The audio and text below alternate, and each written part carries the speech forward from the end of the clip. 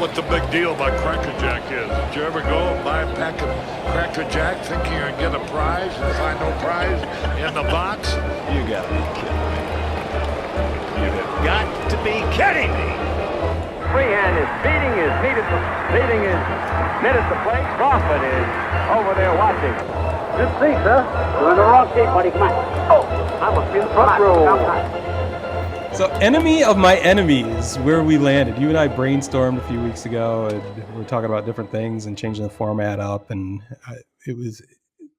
ran a few ideas by you, and then I came up with a few more, and then landed on Enemy of My Enemy, the old Confucius wisdom, or Cao Tzu, or whatever.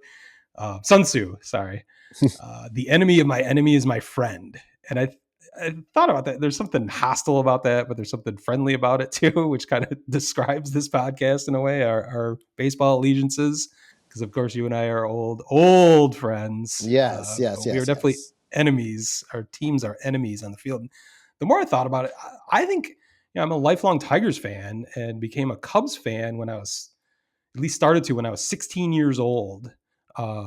Visited my aunt and uncle in Chicago who were Cubs season ticket holders. And they took me to a Cubs game, and I had never been anywhere but Tiger Stadium. That was the first stadium I'd ever went to. Other than that was Wrigley Field.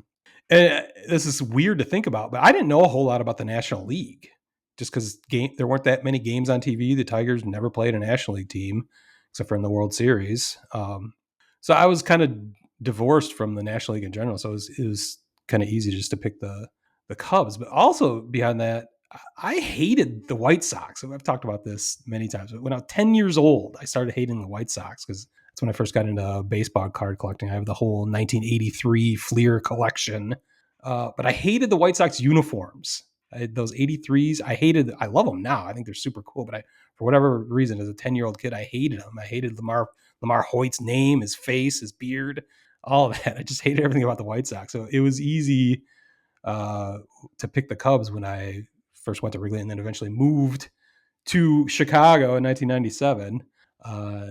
That was an easy. So I think I've kind of picked the Cubs because they're the enemy of my enemy, which I never thought that deeply about it. But so that brings us to the next new change. Well, let me explain a little bit about the technology side of this, or not the tech side, but the branding name. So I was going to register. We got to have a new website. We don't have to, but I want a new website, new social media handles, all that. So I went to register Enemy of My Enemy, which was available, believe it or not, on GoDaddy for $3,000. So I could have had enemy of my enemy.com if I had $3,000 to pony up. That is out of the question. So I'm like, well, let's make this simpler. Well, I wonder if enemy.com is available. It was. Can you imagine that?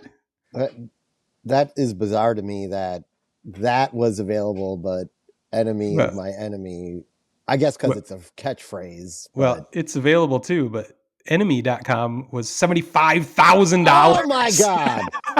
So we could have done that. That is available. That is a choice I made unilaterally. Sorry I didn't consult you, but I chose not to go with spending $75,000 on enemy.com. Enemy baseball was taken.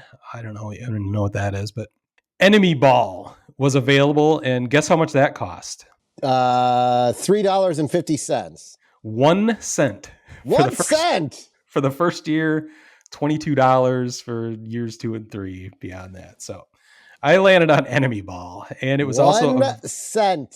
That's about the only thing you could get for a penny these days, by the way. Yeah. You found the one thing it was in obvious. America, in the world right now, you can get for a fucking penny. Yeah, that's how worthless his name is, I guess, is what it comes down to. How fitting for us. Yeah. So that's why the name of the podcast is Enemy of My Enemy, but all our social and web handles are Enemy Ball. It's either at Enemy Ball or enemyball.com on the web. So you don't have to, if you're a follower, thank you for following us and listening to all this droning.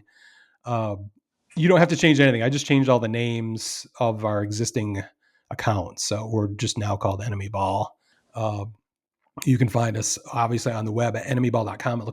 You'll notice it looks fairly similar to our previous MajorLeagueAholes.com website. Just a little bit of a facelift and some new branding, but it all works the same, where you can get to all of our different channels. So podcast platforms, our YouTube channel, all of our social. You can get back to our old blog even, where I still post all the segments. You can get to all that at enemyball.com. One guy poured beer all over my head. The guy said, how can you take that? I said, look, that man didn't do nothing. He poured some beer on my head. He's just showing he's a White Sox fan. There ain't nothing wrong with that. Sparky, a million thanks for, as always, the most interesting interview. And now today, let's just have a lot of thrilling baseball and not so many fisticuffs.